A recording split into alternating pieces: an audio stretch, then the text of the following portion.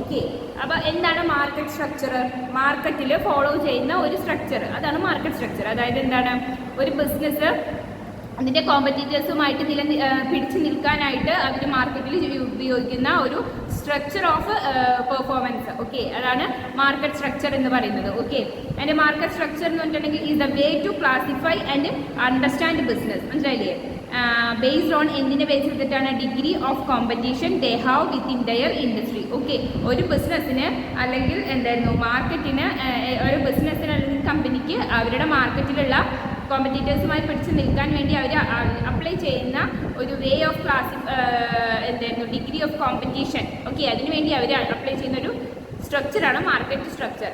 Being able to understand market structure allow you to establish appropriate price and effectively react to competitors action based on the demand and needs of market. മനസ്സിലായില്ലേ? അതായത് എന്തായിരുന്നു, മാർക്കറ്റിലുള്ള market സ്ട്രക്ചറിനെ പറ്റി നന്നായിട്ട് അറിയണമെന്നുണ്ടെങ്കിൽ മാർക്കറ്റിലുള്ള ആ പ്രോഡക്റ്റിൻ്റെ ഡിമാൻഡിനെ പറ്റിയും അതിൻ്റെ സപ്ലൈനെ പറ്റിയും കോമ്പറ്റീറ്റേഴ്സിൻ്റെ ആക്ഷനെ പറ്റിയും ഒക്കെ മനസ്സിലാക്കണം എന്നാണ് പറയുന്നത്. ഓക്കെ, ഇനി അതിൽ കുറച്ച് ഇമ്പോർട്ടൻറ്റ് പോയിന്റ്സ് പറയുന്നുണ്ട്. എന്തായിരുന്നു മാർക്കറ്റ് സ്ട്രക്ചർ എന്ന് പറയുന്നത്? Is an environment in which a business operate and relies on factors like, എന്തൊക്കെയാണ് അവിടെ മാർക്കറ്റ് സ്ട്രക്ചറിൽ നടത്തേണ്ടത്? How competitive the market is, എങ്ങനെയാണ് ഈ ഒരു കോമ്പറ്റീറ്റീവ് മാർക്കറ്റ് എന്ന് മനസ്സിലാക്കണം ആദ്യം. Okay, and how easy it is so easy for new company to enter the market, എങ്ങനെ ഒരു ന്യൂ കമ്പനിക്ക് ഈ മാർക്കറ്റിലോട്ട് എൻ്റർ ചെയ്യാം. ആദ്യം മാർക്കറ്റിലോട്ട് എൻ്റർ ചെയ്തിട്ട് വേണ്ടേ അവിടെ ഡൊമിനേറ്റ് ചെയ്ത് നിർത്താനായിട്ട്. ഓക്കെ, അപ്പോൾ എങ്ങനെ എൻ്റർ ചെയ്യാം. And how differentiate each companies product are, എങ്ങനെ ഓരോ കമ്പനീൻ്റെ പ്രോഡക്റ്റിൽ നിന്നും ഡിഫറൻഷിയേറ്റ് ചെയ്ത് നിലനിൽക്കാം എന്നുള്ളതും കൂടിയാണ് മാർക്കറ്റ് സ്ട്രക്ചറിൽ എന്നുള്ള ഇതിൽ ആദ്യം മനസ്സിലാക്കി വെക്കേണ്ടത്. ഓക്കെ, ആൻഡ് 4 തരത്തിലുള്ള മാർക്കറ്റ് സ്ട്രക്ചറാണ് മെയിൻ ആയിട്ടുള്ളത്. ഒന്ന്, perfect competition, oligopolistic competition,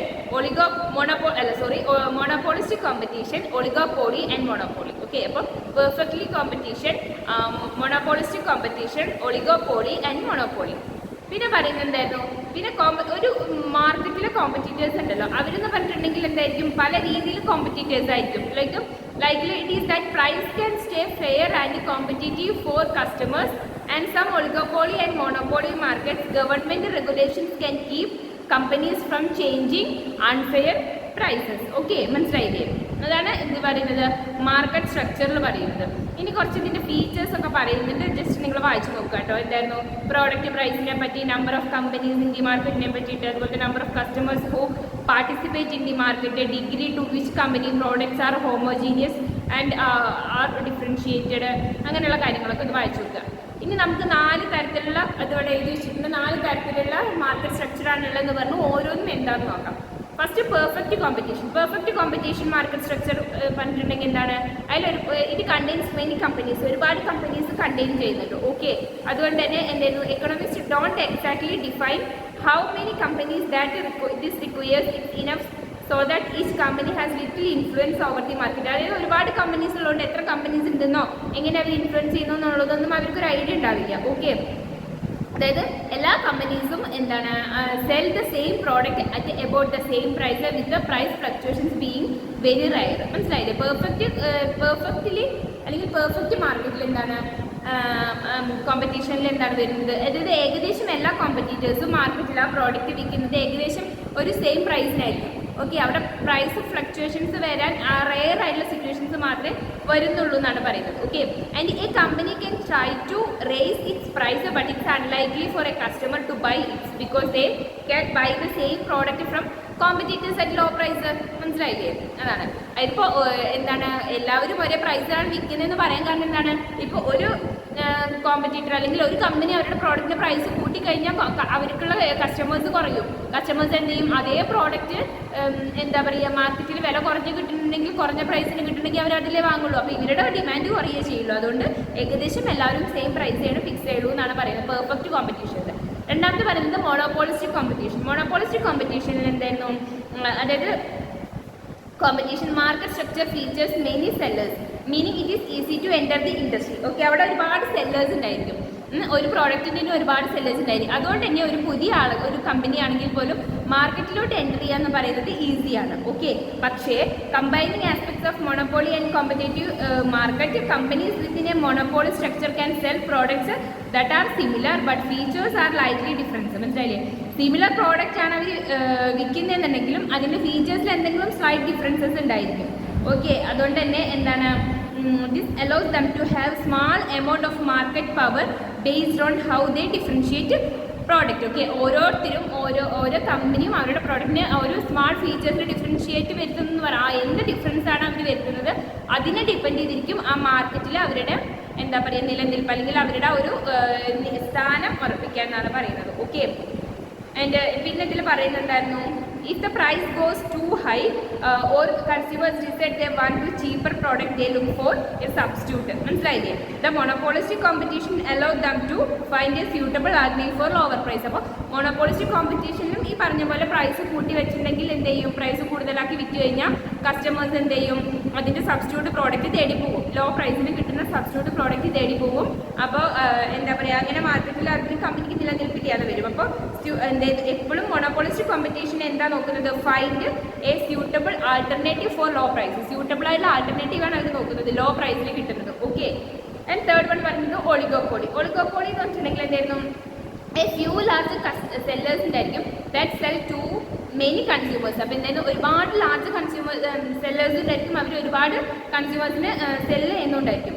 it's challenging to enter the industry because of factors like high startup. അപ്പോൾ ഈ ഒരു ഒളിഗോപോളി മാർക്കറ്റിലുണ്ടല്ലോ ഒരു പുതിയ ബിസിനസ്സിനെ എൻ്റർ ചെയ്യുക എന്ന് പറയുന്നത് കുറച്ച് റിസ്ക് ആണ് അല്ലെങ്കിൽ ഡിഫിക്കൽട്ടാണ്. കാരണം എന്താണ്, അവരുടെ സ്റ്റാർട്ടപ്പ് കോസ്റ്റ് വളരെ കൂടുതലായിരിക്കും, അതിൻ്റെ പാറ്റേൺസ് കൂടുതലായിരിക്കും. പക്ഷേ ഒളിഗോപോളി എന്ന് പറയുന്നത് is easier to enter than monopoly. പക്ഷേ മൊണോപോളിനെ വെച്ച് നോക്കുമ്പോൾ അതിനേക്കാൾ എൻ്റർ ചെയ്യാൻ ഈസി ആയിട്ടുള്ളതും കൂടിയാണ് ഇത് ഒളിഗോപോളി. പക്ഷേ അതിൽ സ്റ്റാർട്ടപ്പ് കോസ്റ്റും പാറ്റേൺസ് ഒക്കെ കൂടുതലായിരിക്കും, പാറ്റേൺ റേറ്റ് ഒക്കെ കൂടുതലായിരിക്കുന്നേ ഉള്ളൂ.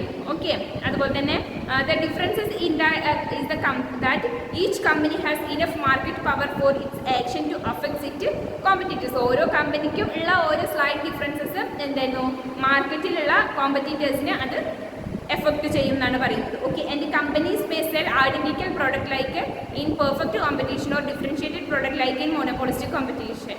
ഓക്കെ, അവർ മോണോപോളിസ്റ്റിക് കോമ്പറ്റീഷനിലും അതുപോലെ തന്നെ പെർഫെക്റ്റ് കോമ്പറ്റീഷനിലുള്ള അവരുടെ പോലത്തെ ഐഡന്റിക്കൽ പ്രോഡക്റ്റ് ആയിരിക്കും ഏത് ഒളിഗോപോളിസ്റ്റിക് മാർക്കറ്റിലും വിൽക്കുന്നത്. ഓക്കെ, പിന്നെ പറയുന്നത് monopoly. Monopoly market structure thus only one company can serve a large market. ഇവിടെ ഒരു കമ്പനിയാണ് മൊത്തം മാർക്കറ്റിനെയും ഡോമിനേറ്റ് ചെയ്ത് നിർത്തിയിരിക്കുന്നത്. The lack of competition is often because of entry barriers like a high startup cost, limited source and patents. ഈ പറഞ്ഞ പോലെ തന്നെ എന്തായിരിക്കും, മെയിനായിട്ടും ഒരു കമ്പനിക്കായിരിക്കും. കാരണം സ്റ്റാർട്ടപ്പ് കോസ്റ്റും പാറ്റേൺസും ഒക്കെ കൂടുതലായ കാരണം എല്ലാവർക്കും മാർക്കറ്റിലോട്ട് എൻ്റർ ചെയ്യാന്ന് പറയുമ്പോൾ കുറച്ച് ഡിഫിക്കൽട്ട് ആയിരിക്കും. ഓക്കെ, അപ്പോൾ എന്തായാലും a single company sell a product that's unique and unavailable anywhere else. Okay, meaning consumers have to purchase from the company if they want that product. അപ്പോൾ ആ ഒരു പ്രോഡക്റ്റ് വേറെ എവിടുന്ന് അവൈലബിൾ ആവില്ല. അപ്പോൾ കൺസ്യൂമേഴ്സിന് ആ പ്രോഡക്റ്റ് വേണമെന്നുണ്ടെങ്കിൽ ആ കമ്പനിയിൽ തന്നെ വാങ്ങിയേ പറ്റുള്ളൂ. അപ്പോൾ എന്താണ്, അവർക്ക് വേണമെങ്കിൽ ഹൈ പ്രൈസ് ഫിക്സ് ചെയ്യുക. എത്ര പ്രൈസ് കൂട്ടിയാലും കൺസ്യൂമേഴ്സിന് അത് അത്രയും നിർബന്ധമാണെന്നുണ്ടെങ്കിൽ മസ്റ്റ് ആയിട്ടുള്ള പ്രോഡക്റ്റ് ആണെന്നുണ്ടെങ്കിൽ എന്ത് ചെയ്യും, അവർ വാങ്ങിയിരിക്കും. ഓക്കെ, അപ്പോൾ പ്രൈസ് അവർക്ക് അഫോർഡബിൾ അല്ലെങ്കിൽ പോലും അവർക്കത് വാങ്ങാൻ അവർ നിർബന്ധിതരാകും. അത്തരം മാർക്കറ്റാണ് മോണോപോളിസ്റ്റിക് മാർക്കറ്റ് എന്ന് പറയുന്നത്. ഓക്കെ, അപ്പോൾ ഇതാണ് നമ്മൾ പറഞ്ഞത് 4 തരമുള്ളത്. എന്തായിരുന്നു, monopoly, oligopoly, perfect competition and oligopolistic competition. Okay, monopolistic competition. ഇനി നമുക്കിതിൽ ചെറിയൊരു ടോപ്പിക് നോക്കാണ്ട് എന്തായിരുന്നു, ഈ മാർക്കറ്റിനെ ഇപ്പോൾ നമ്മൾ 4ആയിട്ട് ക്ലാസിഫൈ ചെയ്യുന്നു എന്ന് പറഞ്ഞു. അത് എന്തിൻ്റെ ബേസിലാണെന്നുള്ളതാണ് നോക്കുന്നത്. ഓക്കെ, അപ്പോൾ എന്തിൻ്റെയൊക്കെ ബേസിലാണ്, number and size distribution of sellers. Okay, ഒന്നാമത്തെ പറയുന്നത് number and size distribution of സെല്ലേഴ്സിൻ്റെ നമ്പറിൻ്റെയും അവരുടെ ഡിസ്ട്രിബ്യൂഷൻ സൈസിൻ്റെയും ബേസിൽ, അതുപോലെ തന്നെ number and size distribution of buyers. അപ്പോൾ സെല്ലേഴ്സിൻ്റെ മാത്രമല്ല ബയ്യേഴ്സിൻ്റെയും നമ്പേഴ്സിൻ്റെയും എത്ര ബയ്യേഴ്സ് ഉണ്ടെന്നുള്ളത്, അതുപോലെ തന്നെ അവരുടെ സൈസ് ഓഫ് ഡിസ്ട്രിബ്യൂഷൻ്റെ ബേസിൽ, അതുപോലെ പ്രോഡക്റ്റ് ഡിഫറൻസിയേഷൻ, പ്രോഡക്റ്റിലുള്ള ഡിഫറൻസിയേഷൻ്റെ ബേസിൽ, പിന്നെ conditions of entry and exit, മാർക്കറ്റിലോട്ട് എൻട്രി ചെയ്യാനും മാർക്കറ്റിൽ നിന്നും എക്സിറ്റ് ചെയ്യാനുള്ള കണ്ടീഷൻസിൻ്റെ ബേസിൽ. അങ്ങനെ 4 കാര്യങ്ങളുടെ ബേസിലാണ്, ഈ പറഞ്ഞ 4 ഫാക്ടേഴ്സിൻ്റെ ബേസിലാണ് മാർക്കറ്റിനെ 4ആയിട്ട് ഡിവൈഡ് ചെയ്തിരിക്കുന്നത്. ഓക്കെ, അപ്പോൾ ഇത്രയാണ് മെയിനായിട്ട് ഇതിൽ പറയുന്നുള്ളെങ്കിൽ ഇതിലൊരു ബാരിയേഴ്സ് എന്നൊക്കെ പറഞ്ഞിട്ട് തന്നിട്ടുണ്ട്, നിങ്ങൾ വായിച്ച് നോക്കുക കേട്ടോ. എന്തായിരുന്നു, factor determining conditions of barriers, നമ്മളിപ്പോൾ പറഞ്ഞ പോയിന്റ്സ് തന്നെയാണ്. ലീഗൽ ബാരിയേഴ്സ് ഉണ്ടാവാം, ഇനീഷ്യൽ കോസ്റ്റ് ബാരിയേഴ്സ് ഉണ്ടായിരിക്കാം, വെർട്ടിക്കൽ ഇൻ്റഗ്രേഷൻസ് ഉണ്ടായിരിക്കാം, പ്രോഡക്റ്റ് ഡിഫറൻസിയേഷൻ ഉണ്ടായിരിക്കാം and optimal scale of production. അങ്ങനെയുള്ള കുറച്ച് കാര്യങ്ങൾ പറയുന്നുണ്ട്. പിന്നെ ഇതിലൊരു നമ്മുടെ ഈ 4 മാർക്കറ്റ് ടൈപ്സ് ഓഫ് മാർക്കറ്റിൻ്റെയും ഡിഫറൻഷിയേറ്റ് ചെയ്ത് പറഞ്ഞിട്ടുണ്ട്. ആ ഒരു കോളം പോലെ അത് വായിച്ചു നോക്കുക കേട്ടോ. അപ്പോൾ ഇത്രയേ ഉള്ളൂ ഇതിൽ. Thank you.